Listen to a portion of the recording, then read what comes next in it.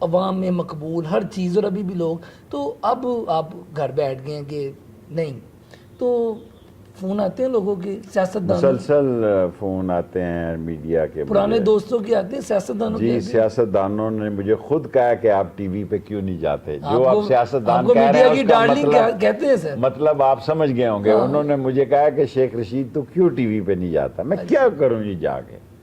میرے پاس جو ایک ہی بندے سے میرا تعلق ہے، وہ مجھے کہتا ہے کہ ٹی وی پہ کیوں نہیں جاتا. تو میں ٹی وی پہ جا کے میرے محلے میں 80% لوگ اب ٹی وی نہیں دیکھتے.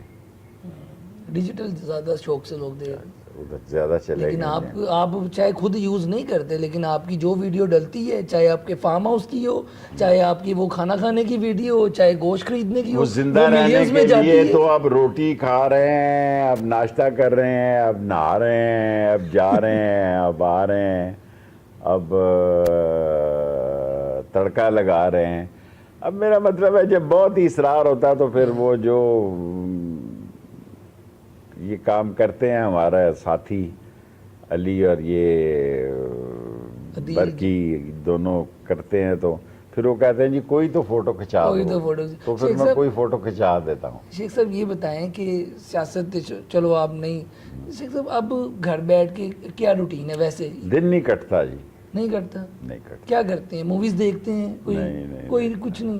تو پھر کوئی پورا دن کیسے عوام میں گزار دیتے ہیں، یا پھر کوئی ٹور یا کتابیں 3 پڑھتے بجے ہیں؟ تک تو لال حویلی میں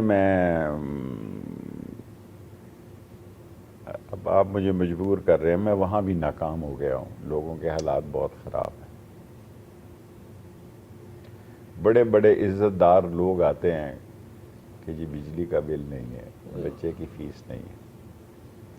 یہ میں عام آدمیوں کی بات نہیں کر رہا، یہ میں کسی ریڑھی والے کی یا کھونچے والے کی یا کلفی والے کی بات نہیں کر رہا.